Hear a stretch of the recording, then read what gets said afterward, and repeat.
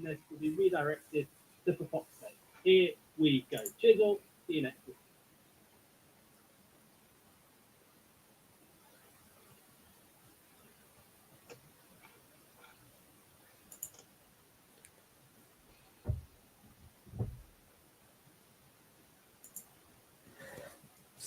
Hello, everyone, and welcome to the Instant Match Reaction with me, Anil, Fox8 TV, and I'm joined by my partner in crime, Luke, at Leicester City Down Under.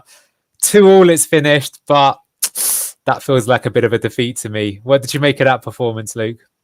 Yeah, I've definitely calmed down. I was very salty approximately 10 minutes ago, but yeah, it's very, very disappointing to go 2-0 up and lose a game playing so well. It's a real shame about that dodgy penalty. Not the penalty, sorry, the offside, but we'll get into that later. Yeah, I mean, people are going to have a lot to talk about it. Let's try and go through the story of the game. I think fresh in our minds will be just a very poor penalty that we've given away right at the end. Just going to give some comments. Hi, everyone who's joining us from Blue Tinted Glasses Locks, from Travis. I'm sorry, but you can't bring on Chowdhury and Cody and come away 3 points disgusted with Cooper's decision-making. I'm sure that won't be the last one of those sort of comments. Bro, I'm so frustrated with Cooper subs. You know, we could easily have won that. VAR fucked us on that first goal. I'll show you that in a moment. I think, unfortunately, it probably was there. The Silver Fox, Luke, I'm still salty. I'm sure a lot of people now. Yeah. Kunal, are Leicester the new draw specialist? Perhaps.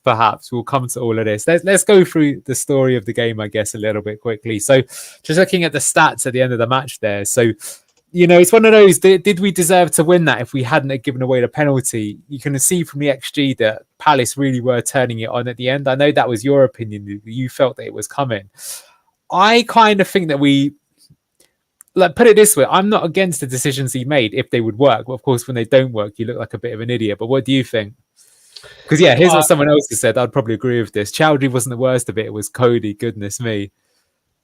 But others probably more from your camp, which is Andreas. Hi, guys. Cooper subs were not so good. Chowdhury, you what? Right. Well, if you're going to give me the green light to be salty and rant, then here we go. The reason why I think that is incorrect is because, look, I know this is an old school thing, but what's the best defense is an offense, okay? You take off your third central defensive midfielder, right, and you're thinking he's playing as a 10. We need creativity, although they proved that wrong. He was very, very good today. But Chowdhury is a liability. I don't care what anyone says. He's not even a squad option, in my opinion. He's a squad option in the Championship, not the Premier League. You've got Bilal sitting on the bench. You've also got Boyanote sitting on the bench. You put Chowdhury on, and then you put Cody on. And the problem is we were already under the pump before those subs were even made, okay? They were pressing us hard. We were basically on the back foot the whole time. So it was going even more defensive when we were already inviting pressure, yes. We're just inviting it even more because basically saying, I'm just going to sit back now, let you guys come at us, and I'm going to try and defend. We're already under the pump. And in the Premier League, there's only so long you can do that and sustain that before a goal comes. So in my opinion, subs were awful and very, very frustrating. Yeah, I think I would agree with you. I think the biggest thing for me, I mean, here's what LCFC fans were. How the F did he screw that up? And you know what I feel? I feel it kind of pivoted on two decisions. I actually think it's when he took this guy off, Ndidi. I think Ndidi was absolutely bossing the game. I think he was brilliant. 2 assists. He was making so many challenges. But I also think he was kind of acting as the outlet. Like basically, because he was winning the ball up high so much and he was being physical, we had like a way to get out. And when we put Hamza on, I'm not against like trying to replace it into so someone's put here, bro, indeed he turned into KDB. Don't know about that, but he had a great game to it. But yeah, this is probably what it is, right? No balance to the team. By the end of the game, he only had Fatawu and Vardy as attackers, criminal Cooper. And that's sort of my point, is that like what we were noticing and why we just got wave after wave of pressure on us is that like every time we got the ball, what are we going to do with it? And that's where it went wrong. Like, you know, the story of the game, I mean, I think, because it's funny, right? Everyone was unhappy with the way that we started, but actually it's worked well, right? We've gone 2-0 up. I think we were really unlucky with that goal that they scored. We'll show the VAR decision in a moment, though, and it looks like it was a fair decision. And they were just a few minutes out. But as you say, is it you're unlucky, or is it because you're, you know, luck is a consequences of the actions and decisions you take? And if your decision is to just keep going defensive, like people in the chat are calling it out. They're saying, Where was Bilal Kanous? Where was Facundo Buonanotte? Players who can get on the ball and give you that bit more of an outlet to kind of contain the ball. I always think what I'm a bit annoyed about is that he didn't make any subs till around the 66th minute or something like that, whereas Palace started making them at 60. And again, it's like, do you know what? Casey McAteer would have been good for this game, right? Because he added more energy on the pitch to try and keep us up there. AU did definitely had a good game.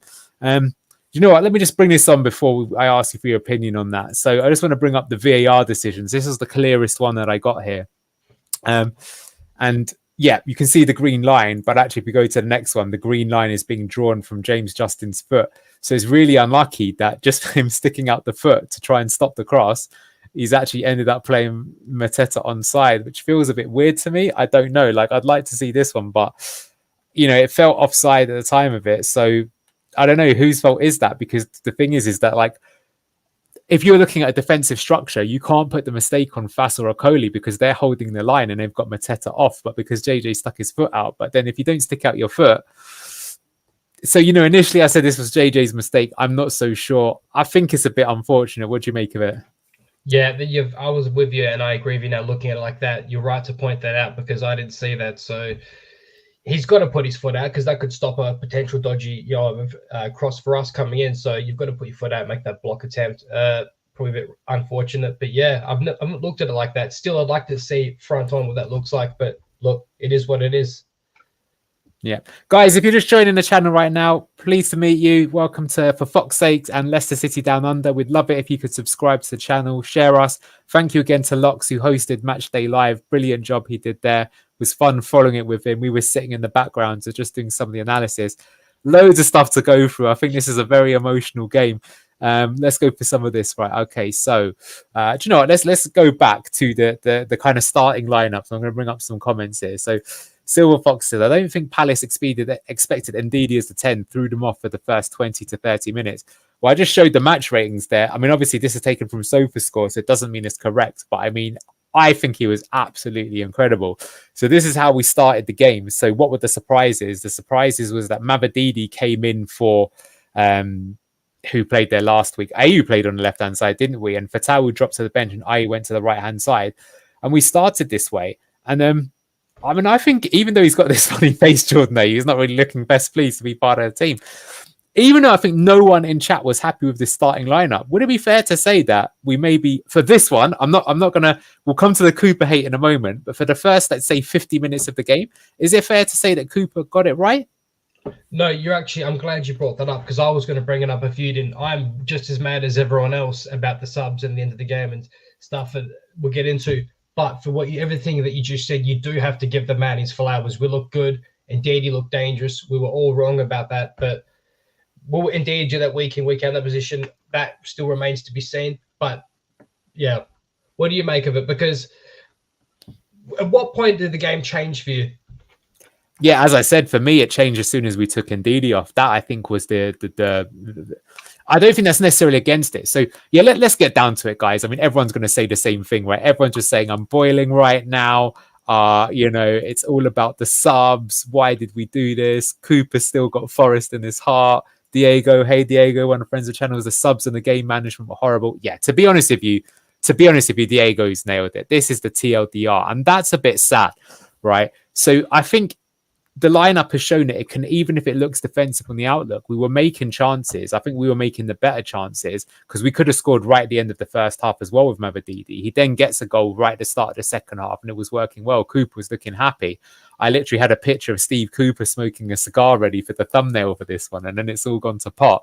So that's a bit unfortunate. But you're right that where it's really gone wrong is that then we're getting tired as the game continues. Palace, again, they make the subs first. Someone's just put it here that, like, Cooper's way too reactive. He's not proactive with subs. And that, I think, is basically, yeah, I mean, here we go, right?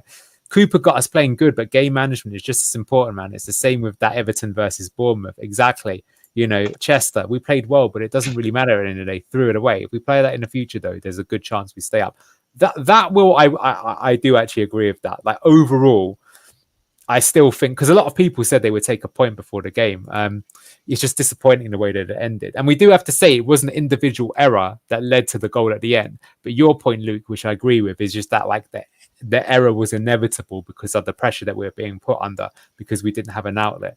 Then Cooper's going to talk about he made the wrong decisions and change absolutely fuck all next game, maybe. Krishna, taking emotions out of it, thought Cooper got it perfect first half, just wasn't proactive enough, and we should have brought players on who can keep the ball. If the firm learns from this, we stay up. I'll hand over to you, Luke. I think that's a very good comment.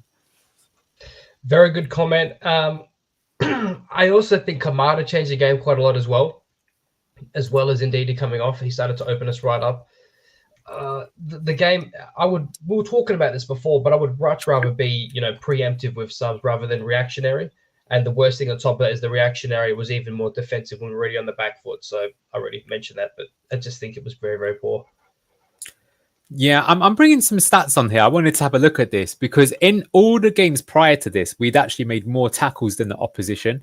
But in this game, it felt a lot like a basketball match. It was a bit end to end, both teams trying it. Palace definitely had more possession, but we looked very dangerous on transition whenever we had it. I think the plan was working, but I just feel that we went for the 2-1 right too early, to be honest with you. If we should have brought up Ndidi for Ricky, if he was going to do that, yeah, maybe to have another player who can keep the ball. Do you know? Because I was going to say I felt like Oliver Skip looked a bit gassed towards the end, and maybe they could have done a change there. I mean, is that who did he take off for Connor Cody? By the way, do you know? Maybe someone in chat can help us out of that. I'm pretty sure he pulled off Mavididi for Cody. Okay, to go defensive. I'll have to pull that up. Yeah, I think you could be right there, and if he did, then that's kind of an issue. But to be fair, here we've gone, who is this? Yes, Skip. Skip had an absolute blinder. What a player. I think he had a good game overall. To be honest with you, I think everyone had a good game. It was just a bit unfortunate that at the end of the day, yeah, you're going to get tired. We said that subs kind of do it. It was Jordan Ayew was taken off for Cody. Yeah. You see, that's a problem, right? Because when you're doing that, Ayew again, what does he give you? He wins the challenges up the field, which keeps you up the field. So this is what I think. You asked me, where did the game change? The game changed because we've taken these players that kept that intensity off. We couldn't maintain it, and therefore we started retreating back, and therefore we invited the pressure on us, and therefore it was inevitable that an equaliser was to be conceded. Although, I'll be honest with you, I think we deserve to win that 2-1 overall. I will personally say that. I think despite the stats, I think it's one of those gambles though. But I do agree with everyone in chat that that's not the way to go about it. And if we would have won 2-1, it would have felt like, we got away with it rather than we earned it. Played well, subs too late. What are you thinking? Played well, subs too late. Yeah, you're right to point that out.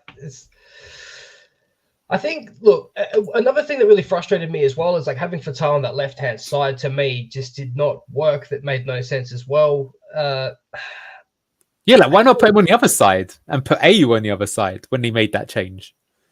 Yes, exactly. And also, you were right. Yeah, I thought that's what was going to happen. I thought they were just going to swap over. And you're right to pull out as well that Skip was gassed. I thought the same thing. I just didn't want to say it. But see, and that's an opportunity as well to put Pereira into the side as well, which we're all screaming for. Going by that, a lot of the comments in here as well, calling for Ricardo Pereira. We know we can play in that double pivot position. So I also think that, look, we've got a point. We would have taken that before the game. We're all mad. We're all frustrated if we're being rational. We've still got a point. But look, we don't want to be – these are the games that we need to be getting 3 points from. And if we're just picking points here and there, these are going to all tally up to not much. And we don't want to, be cut adrift before 3/4 of the way in the season. Do you know what I mean? So, these are the games we need to be winning. But there's a lot of positives still to take. But there is obviously very, very poor negatives to take also. Yeah, some more comments. I like this one from Chips. He goes, there should be a law to make subs at the 60th minute to save all these managers who don't know what substitutions are. Not necessarily the worst. Or, do you know what? I'll be honest. I think in the modern game of football, if you haven't made a substitute at minute 60, you're doing something wrong. Even if you're 4-0 up. It's dumb. Just like I said this to you during the match, Luke, that in the modern day, what happens is they have data equipped on all the players. So they can see your volumetric data. That means how much you're respirating.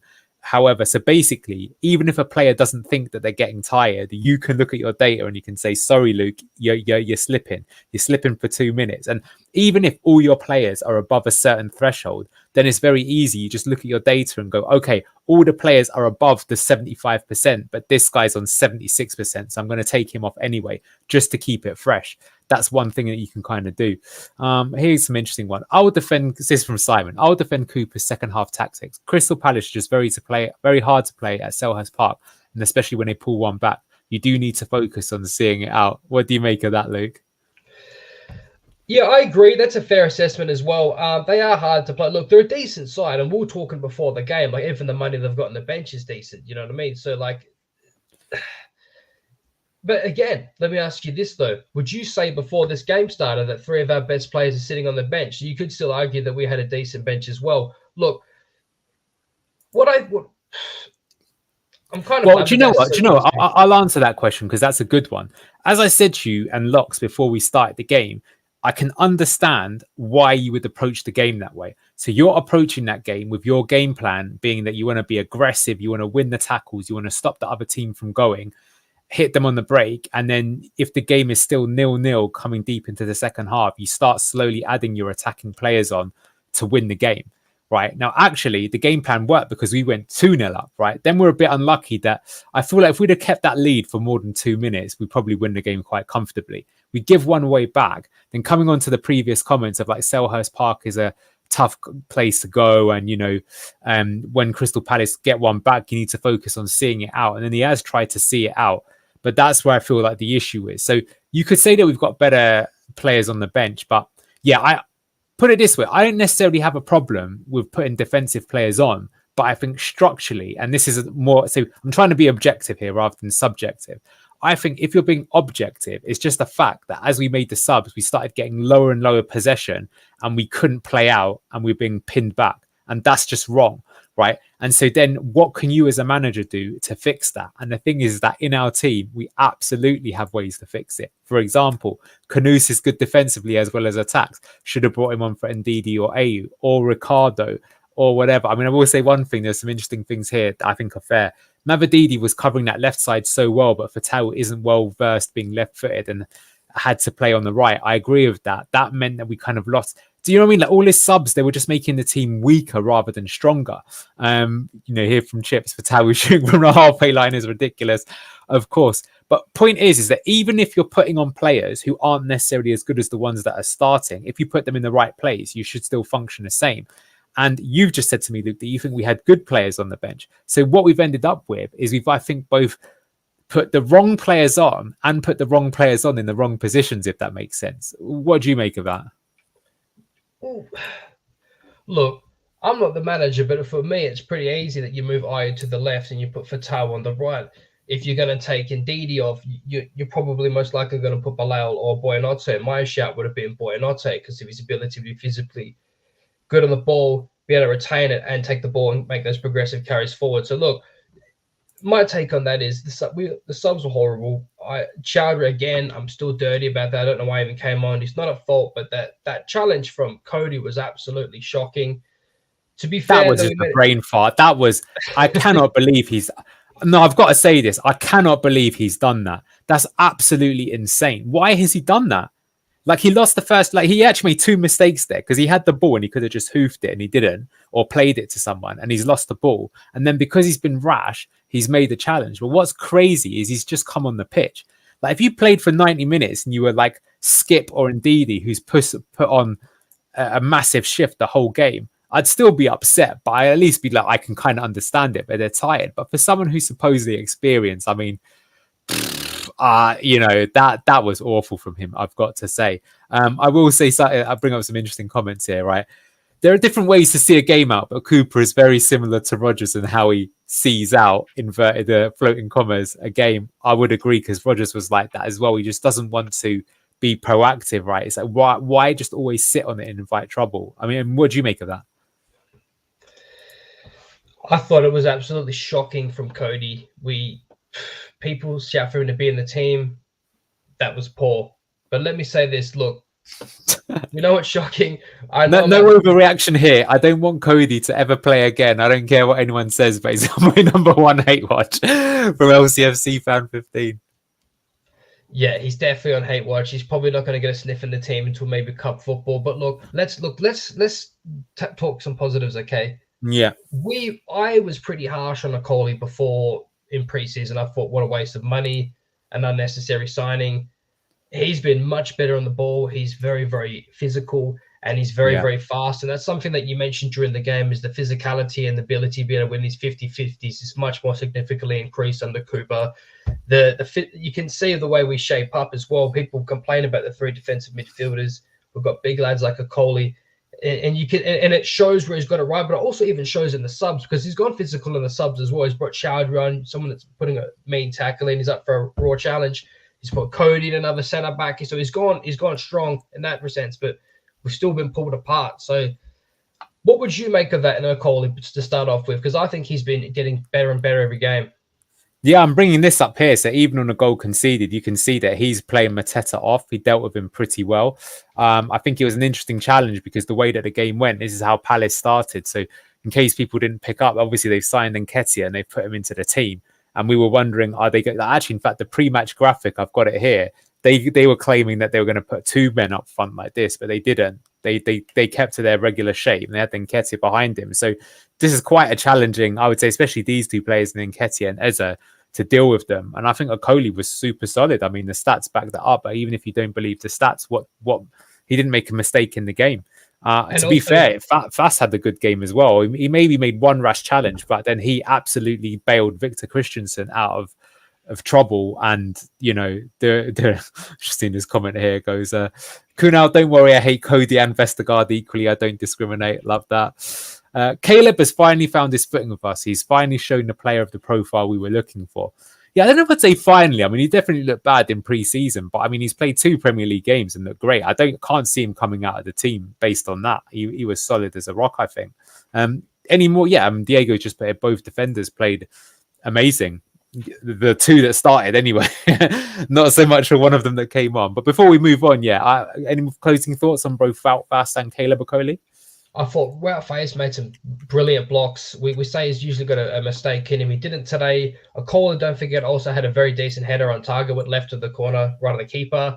Very, very decent shot. Could have gone in. It didn't, but still tracked his man, tried playing the offside. I thought JJ was patchy. I thought he had hot and cold moments, but, you know, that second goal came from him bombing up that right-hand side of the pitch, putting that cross in. That was brilliant. Yeah. There's still good things to talk about, but look, there's things to work with. But what are your thoughts about Madsen? Yeah, so what I was going to do then, let's just quickly, because we kind of, let's be honest, the thoughts are Cooper, terrible game management and substitutions. I don't think anyone's going to argue with you there. But let's run through our players. As you said, let's try and be positive. Yeah, as you said, legit, the subs killed the game. Let's just go through some of the players and what we think about him. So Mads, I think he had another really good game, to be honest with you. He made the saves when he needed to. I guess a shame he didn't get anywhere near the penalty, but not his fault that it hasn't gone in. Distribution was pretty good at times. Looks like you asked me before the game because we caught a bit of the Man United game. And you said, who would you rather have in goal, Onana or Hermansen? And I would rather have Mads. What do you make of his performance? I thought it was decent as well. I just think it's a shame with how hard we started getting pressed at the end. He had no option but to hoof the ball forward, which is frustrating. But other than that, mate, he's brilliant on the ball. Made some decent saves anyways beforehand. I think he's been a brilliant signing for us, and I still love him to bits. How much do you reckon he's worth now? Okay, I would even say before this season even started, I said he's easily going to be a 40 to 60 million keeper, easy, and that even could be being cheap. He is basically everyone wants a keeper nowadays. Everyone trying to play it out from the back. Everyone wants a keeper that's good at his feet. And he's a very, very good shot stopper as well. So he's not only a good shot stopper, but he's brilliant on his feet. And he comes further out. He's got courage to come out and take his defenders on. So I think he's easy 60 million. Cool. I'm going to move on. We just quickly talked about him, but I just want to bring up a comment from Simon. Fast, good game. Also confirms sense that his mistakes come from dependence on him to play out, but there wasn't much classic playing out today, but still some good work on the ball. We could talk about that a little bit quickly. I think we did... At times, we did play the triangles to try and get out of trouble, and we did okay. I actually don't think we did that enough after the subs were made. That was another issue. There was no way of playing out. But yeah, I think we're both reasonably impressed with Fass, right? Yep, mate. Yep. Coley, we've talked about. We've joined the fan club. Right, okay. I think it is worth talking about this guy. This is someone that we mentioned at half time. So he's had like the full 90. What have you made of Victor Christensen's performance? I still look. I just think he gets caught between two minds too often. I think that his overlapping runs didn't work as well today with Mavididi in front of him. But I also look. I talked about this before. I think he just goes missing too much. I think yes, he adds a decent option with his left foot and crosses into the box moving forward. But I think that tracking his man back defensively, he's poor. Sometimes, a lot of times, he gets caught out of position. We talked about earlier how he ran from being a left back all the way to the right back on a man that JJ had already marked, and then there was just leaving someone else exposed to the other side, just completely left us with our pants down. I just think that he's scary sometimes of tracking his man. I don't know what you thought of his performance and if I'm being harsh again, but I definitely still think some of it is warranted. No, I agree with you in this game. I think you have been harsh in previous games, but Diego's probably summed it up. He was just okay at the beginning, then looked like a headless chicken in the second half. I do remember that at the end, there were a few times when they were looking for the ball. So they played it down one side, Palace, and they've looked to switch the ball over. And Christensen, he just looks lost, right? He doesn't know whether I should be tracking someone to come in or he should be looking at the man behind him. Now, what I will say is that, like, yeah, it's funny. He's a very 6.5 out of 10 player. I think that's fair. What I will say with the positioning is that could be a coaching thing, right? Like, what has he been told to do? Like, specifically where he's come all the way across, right? That's insane. And I can only imagine he's been told to do that to follow that man, because he has done that in previous games where he was told to, like, follow Adama Traore, for example, all the way across the pitch. So if that's the case, then I give him a little bit of leeway because it's on the manager to correct that. But again, we keep saying that, like, you know, another thing we could do is we could put JJ on the left-hand side and then put Ricardo on the right-hand side. And then are you not getting an overall better team? Which I would agree. But I don't think I'm going to blame Victor Christensen on us throwing the game away today, put it out that way. Okay, let's go JJ. So let's talk about him. JJ, I thought was, look, I think that second goal came from JJ putting that ball in. So to indeed to put onto Mavididi, which was an awesome sequence. But I still think that I don't think he had a horrible game, to be honest with you, JJ. I think he was just quiet in the first half, didn't have much to do. And then the second half, I thought he had a decent game. What did you make of his performance? Well, I want to bring up this comment from the Silver Fox. So Christensen or JJ, the better defender? He would rather have Christensen sit back and let Ricardo play on the right and go forward. Your thoughts? Okay, very good comment. Can I please look? That's a very, very good comment because I've been thinking about this for a while. Which typically under Cooper, you see one of our fullbacks is the one that advances further up the pitch, and that is Christensen. And then the other one is one that stays back, which is JJ. And that rare occasion we saw JJ do that, and it was much better in my opinion. But yes, I spot on agree. In my opinion, Ricardo Pereira, we've seen him do that before, many, many times. Come up further up the pitch on that right hand side and put a decent ball in. Who would you say is better at ball quality, Christensen or Pereira? It's a stupid question, isn't it? Because we all know it's going to be Pereira. Who's better defensively on the ball in that left position between Christensen and JJ?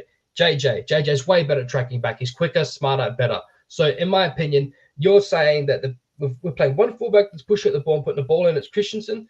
Why would it not be Pereira? That to me is just blatantly obvious, but I don't know why Cooper doesn't see it that way. I'm going to clip that out as a short and put that on YouTube. Bang on the money. I mean, that's the thing. You said this to me off air as well, which is that if you're going to play this way, then what you're bringing into the team is someone who can cross the ball with their left foot. How many crosses did Victor Christensen play today with his left foot? How many times did he surge past Steffi Mavididi to offer an option on either the overlap or the underlap? I don't remember too many instances. That's not necessarily his fault, but it's your point. If he's not doing that, then why not just put, you know, LCFC fan put it there, he's a very 6.5 player. Why not put the 7.5 player into the team instead? So I think what we're basically saying is we would play JJ on the left-hand side, bring Ricardo into the team and change the way to the attack. That would mean that Fatawu would have to come inside a bit. I mean, he didn't even start today, or you put Buonanotte in, but I think that overall would be a better way of going. Let's move on, but I think, you know, that's definitely a weird thing. All right.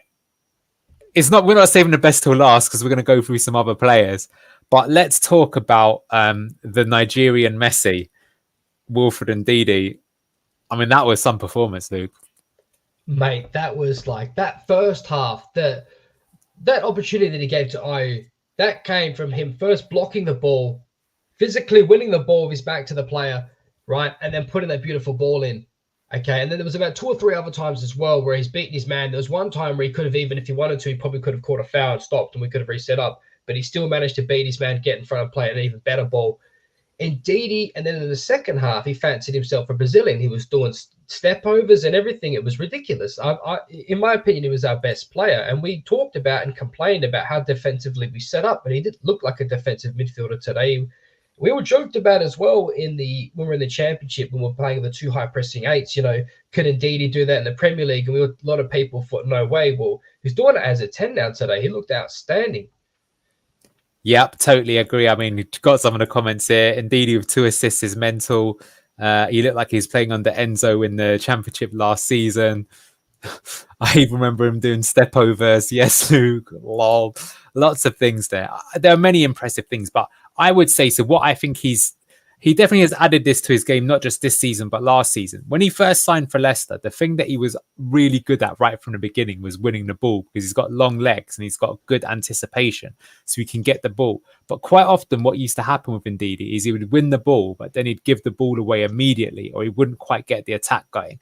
And that was the thing that was made N'Golo Kante so special. So N'Golo Kante was obviously an absolute machine, but why he was so good is that not only would he always seem to get to the ball first, but he would just very simply release it to either Drinkwater or Okazaki or somebody like that, and it would keep the attack going. He was very well advanced on the pitch today, I think, more so than in the last games. Well, that's a good comment, Simon. Luke said this to me, but yeah, basically the way that we press is in a defensive shape, we defend in a 4-4-2, and the two people that play up top is one of the 10s. And in previous games, it has been Buonanotte, for example, against Spurs. But today it was Ndidi who played up top with Jamie Vardy, and it worked really well. So that's why he was further up the pitch. But coming back to my point, what I think Ndidi did, which was so good, is when he received the ball, he did something with it. He made at least 3 key passes where he dinked the ball over the top. One found Vardy for the goal. He could have shot, but unselfishly passed it to Mavididi to score. He set up many other occasions. There was a time where do you remember in the first half where he won the ball right at the very top of the pitch, shrugs off the defender, and then somehow lays it off to somebody, and we almost score from it. It just goes to show you can be creative in different ways. But yeah, basically what he's doing is after he wins the ball, he's not just giving it back, but he's actually using it in a very intelligent way. Is Ndidi now the new starting number 10? I mean, it will be interesting against Everton how he gets utilised. I said to you, like we've said with the kind of shape, I think having Ndidi as one of the attacking players is okay. I just think you do need to have another one like Buonanotte or Bilal in the team alongside him, and it's a shame that neither of them played today.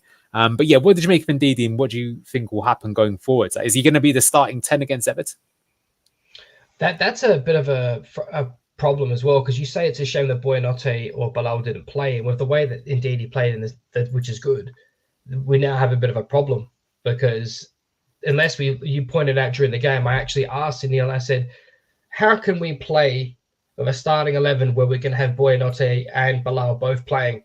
And his answer was to me, we'd have to play the back 3 again. So that's why we played 2 high pressing 8s last season, because we played at the back 3 and a Ricardo on a double pivot. So yeah, I think that he probably is most likely going to be starting next week. There's no reason not to. Yeah, absolutely. I think he was our man of the match for Leicester. All right, let's go on to someone making his return to his former club, Jordan Ayew. What did you make of Jordan? I think finishing, he was a little poor today, but what I found is he drew a lot of free kicks today. He has that little bit more time with the ball. I think he gives us time to get further up the pitch and never get position. That's what he offers us as well. There was a lot of times he was able to keep the ball. I thought he was actually really good today, to be honest with you. I think he's actually turned out to be quite a decent signing. I would just rather see him play off the left. That's an interesting one. I mean, I think he did have a good game because he won a lot of free kicks, but at the same time, I do think that the issue is that you just don't really expect to score or get anything from him because he's there. Whereas if we compare him to Mavididi, I mean, this is like a good comment actually, right? Ayew was effective first half, but ran out of the steam second half, a true workhorse. I think that's bang out on accurate. What I guess I'm questioning is a workhorse enough?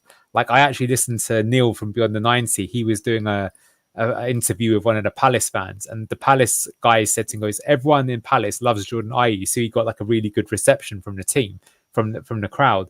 But he said as soon as Glasner came in, the fact that Jordan Ayew was taken out of the team, he was really impressed by, because like, this is the first manager that's like, work isn't enough. We need people that want to win the game and have got quality. And is Ayew going to give that? Like in the first half, he had a half chance. He tries to get it on target. It goes up and above. It's not like the worst attempt, but it's just one of those that like a real finessed player either puts like a, maybe even scores, right? Or at least puts it on target. But I think overall he did have a good game. But I think it does limit our creativity. And someone else has put this, is that against the Everton, it's like, can we really be starting both Ndidi and Ayew? I'm not sure that we can, to be honest with you. I think in a game that we've got to win, you're going to want to have something a bit more. But I think he was overall good. And I do agree that people saying that he ran out of steam. And I think that we didn't replace him sufficiently was one of the reasons that we lost. And I would have put Casey McAteer, or even, I hate to say it, Bobby Reed on. Like, I just think that like it didn't give us Luke is looking at me with so much disgust right now on the camera. But what I'm saying is you want to put someone else who's going to match the work rate and the work ethic. Do you know what I mean? That's what was needed back then. So we've taken him off and put Cody on to just try and sit out, but that's wrong. Like the tactics was working. We didn't need to sit in. Why are we sitting in? I feel if you're going to do the sitting in tactic, you maybe do that when we hit minute 90, not minute 75, if that makes sense. What do you think about that statement? Okay, thank you. I've been dying to say it. I think everything you said was bang on the money. And I think the best answer to that is this. In my opinion, if you want to talk about game management, I think Jordan Ayew, for everything that I said positively about him that you did as well. I talked in one of my last videos of Neil from Beyond the 90 about starters and finishes, and you're the person who first raised it. I mean, I've really taken a run of it. I think it's a very, very clever point and take. He should have been one of those players that comes on if you're going to sub someone like Mavididi off. He's the person to see the game out and talk about being a workhorse. So for that reason, I think he's a decent option off the bench to come and see a game out when you're on top, instead of, let's say, someone like Chowdhury. So that would have been much better in my opinion. Yeah, I think I agree with that. I think this is a really good comment from Chips. Ayew feels like a right wing back, not a right winger, because he seems so absent in the final third, but his presence is noted a lot more in the middle and defensively, in my opinion. And as per your point, that's exactly the sort of play that you want to put on when you've got half an hour to go, when you're seeing out a 2-1 win, rather than starting from it. But look, overall, I think he was a good player and had like a nice performance. And I would say that him actually being taken out is one of the reasons that we lost. We need to replace him more of a like-for-like player. All right, here's an interesting one. Oliver Skipp, what do you make his performance? Really, really good. Very good. Probably our most effective player actually today out of the double pivot. I think Winks had a kind of a quiet game, and he also had a few stray passes. But Oliver Skipp today was excellent. I agree, he definitely looked a bit gassy towards the end, but that's because, as I pointed out, in the double pivot, he's the one that's much more advanced in that position. Yeah, and takes his progressive. He's box to boxing it, isn't he? He is, and which we needed since Keenan Dewsbury Hall left. So I'm not saying he's like Keenan Dewsbury Hall, but he's a very, very good option, and he's decent on the ball. He laid off quite a few balls in the final third into the box. I thought he was brilliant today. Christian is saying Skipp our man of the match, in my opinion. I'm not quite sure I'd go that far, but I think he was good. Well worth the 25 million. I think he probably is if you look at how much teams pay for Premier League players these days. I think Skipp slightly overshadowing Winks. Looks like he's not giving it his all. Controversial to say. I just think Winks is, as you say, teams know that he's a bit more pivotal. But you're right, that of the two, he sits more Winks, and Skipp has given the license to both take the ball and go forwards. And that is why he's going to get tired, because he's going to keep kind of moving up. I think he was pretty good overall. I think maybe he could work on this final ball a little bit better. But I do remember at the end of the first half, he had this awesome thing where the ball comes out to him, and instead of going for the shot, he plays a really nice first-time disguised pass into Mavididi, who should have scored. And that was great play, very intelligent. So I like this player, left-footed as well. I see a bright future for him, because I think he would stay with us even if we got relegated. And I think he's a good player. I think he will be worth that money. I mean, it was interesting because let's just turn it over again. What did you make of Eddie Nketiah's performance? Just because he was a £30 million player for Palace today. Average. Okay, I think Eddie was pretty good overall, I've got to say. But I would say that Skipp looked about the same. So I'm just saying that I feel that the price tag is probably fair for decent players. Yeah, and for Bourbon Fox here. Skipp gave a good account of himself today for sure. Absolutely agreed. All right, let's come to one of our cult heroes, Steffi Mavididi. What did you make of Steffi? Yeah, I thought he had a decent game today. I thought the second goal was amazing. Top bins. I think he creates so much more creatively than Ayew or Decovary by a country mile on the left side. we know what he's capable of. We all see the championship. In my opinion, coming into the season, he was going to be hungry. He's been keen to play in the Premier League. He was an Arsenal youth academy that never seen any minutes here. So he's got his goal now. He's got his start. I think this is, we talked about him being hot and cold, but I would hope to see that he's going to be even more hungry and motivated now to get his starting position and start scoring some goals. I thought he was great. I agree. So says Steffi to start over for Tau and Ayew 100%. I would probably agree with that. Do you know what I was going to say, though? I don't think you're going to agree with what I was saying. Is there something to be said that him maybe being left out of the team has made him a bit hungrier and therefore made him more effective when he's come back into the team? Because he obviously came on against Villa and was great. And then the whole time around today, he was great. I mean, I actually think he probably should have scored another one, but he got his goal in the end and he was just good on the whole. And yeah, here's interesting. For example, Silver Fox is saying Steffi should have had the 90 minutes. Got a question taking Mavadidi off at the stage of the game when Ayew and Vardy. I definitely agree with that because I think Mavadidi looked like he had energy. We did say that on transition he would be the, a difference maker. And now wingers last year is what made us so dangerous. Surprise has been those Steffi and Fatawu in the Premier League yet, which is obviously the thing that we're saying. But yeah, what do you think? Do you think that Cooper's actually got the best out of him, or has he just been brain dead? And where do we go forwards with both the wingers? Why would you? I don't look. I see what you're saying. Like, yeah, for sure, of course. But like, I felt going into this season he was going to be hungry and motivated. Anyway, for everything that I just said, he's one of the players who's got a chip on his shoulder. He's got ego. He's a bit arrogant. I like players like that. That's what you need when you got the 10 shirt. But to answer your question, do I think Cooper did that to make him play better? Well, would you not say that that's to the detriment of our team in starting 11, and we should be getting every point, giving us the best chance we can to get the 3 points? That, in my opinion, is stupid. Well, maybe not necessarily, because the thing is that like people don't like it when people say these sort of things. But I can think in the past many times how players were benched for long periods and then came back, and then they came back way stronger. Like Rodgers benched Maddison for quite a few games, and when he came back in, he went from being awful to being the player that looked like a bargain for the £50 million or whatever he went. I remember even when we won the title, Okazaki started, then he got dropped out of the team and he started Ajoa instead. And then when Okazaki came back in, he looked great and it did work a few times. The same with the fullbacks. Maybe is what I'm saying. I think he's definitely in the first team right now, but maybe I'm bringing too much into it. But there we go. This sounds a bit crazy, but Steffi moves a lot like Mbappe movement-wise. Hopefully puts in harder work than Mbappe, who's a bit lazy. And Silver Fox has said each player should be motivated. I think the players are showing that Mavadidi should be extra motivated being snubbed. Well, that's what I'm wondering with Ricardo, because I felt like when Ricardo came in the team against Tranmere, he was outstanding. Yeah, look, I don't want to bring too much into it, but sometimes as a manager, maybe this happens to you at work as well, Luke, is that sometimes you actually have to be a bit of a dick to somebody because you get a bit better out of them overall. I don't know. I don't want to bring too much into that. We shall see. McAteer didn't play. Okay, you mentioned him. So Winks, what do you make of him? Very, very quite. I don't know. I seen him turn the ball over a few times, actually, to be honest with you. But other than that, didn't really have much to do. He just kind of went unnoticed for me, to be honest with you.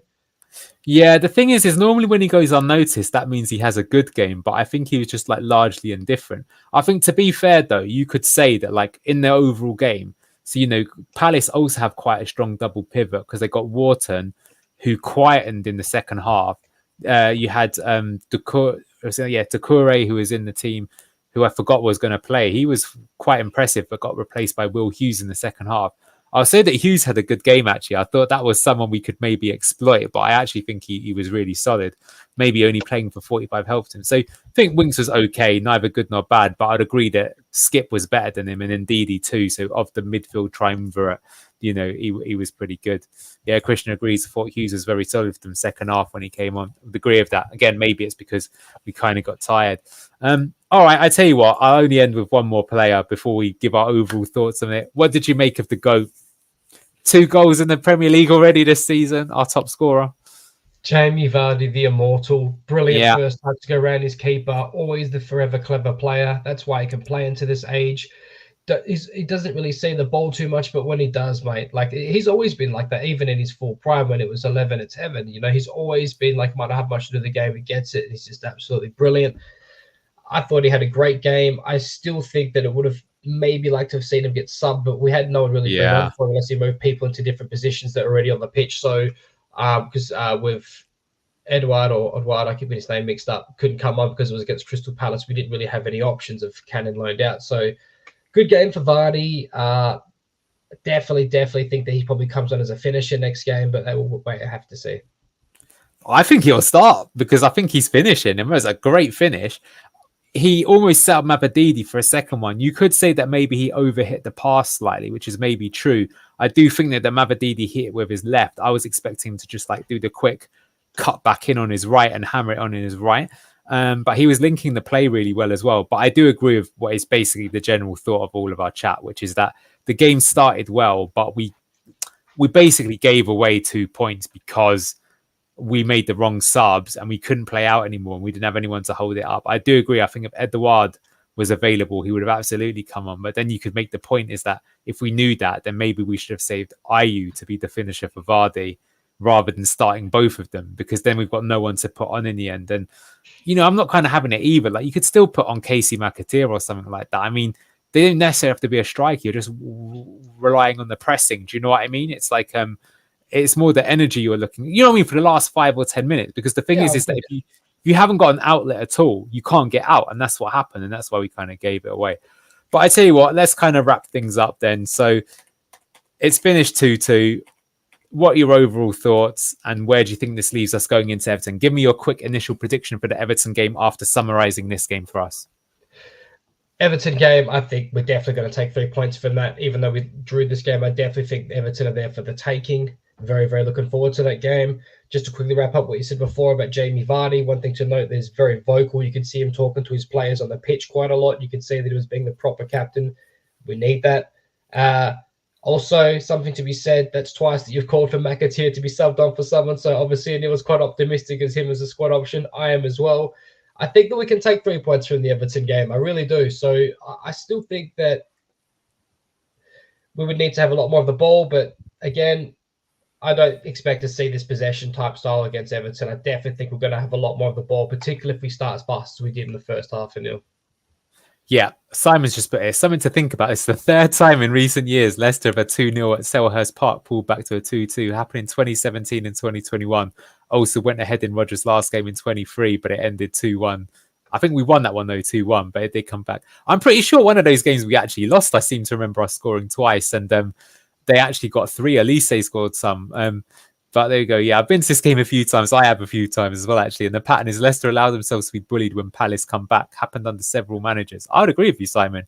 Today was a bit more resilient than some previous. I do agree. And ultimately, you know, would this be very different? If Connor Cody doesn't have a brain fart, how would have this end of stream gone? We'd have probably been like, oh, got 3 points on the board. Yeah, it's pretty good, Cooper. In Cooper, we trust. You know, there can be fine lines in football, you know. So that's how we do it. But coming to Everton, and let's kind of wrap up on that. So we've got Arsenal, unfortunately, coming up as well. But we've got Everton, Bournemouth, Southampton, Forest, and Ipswich in our next 6, Arsenal being the other. If we play like in the first half against them all, then we're in a solid position. I agree, but we've got to get more points on the board because at the moment, with 4 games played, and 2 points. If we'd have won today, it'd be 4 games played, 4 points. And that is on average for the 38 points that you need to stay up. So that kind of makes it there. Cody, leave the football before football leaves you. The football's left him is what Chip said. I mean, that was just brain dead, wasn't it? We'll come to that. But yeah, look, how am I feeling? I still think overall that we've shown in every single game so far that we've been decent, if not good. That was definitely our best first half of the season, which is better than any other first half by that actual kind of, you know, statement. But yeah, it's a results-based business. But I think if we played like we played in the first 60 minutes today, we should beat Everton. But we have got to call out that like some of this game management, like again against Villa, like didn't make any changes at halftime maybe. And shit, Christian's just telling me that Everton are winning against Aston Villa, which is not what we wanted. But hopefully Villa can come back in. Dwight McNeil of all people to score. But I'm going to go for us to beat Everton. We have the players to stay up. It's at the King Power. You end the stream then. How are we going to do against Everton? I reckon we're going to win that game. I'm going to go for a score prediction again of 3-1. I think that's a game that we can, if we get the subs and the starting right, we can smash them. Hopefully, touch wood, with all due respect.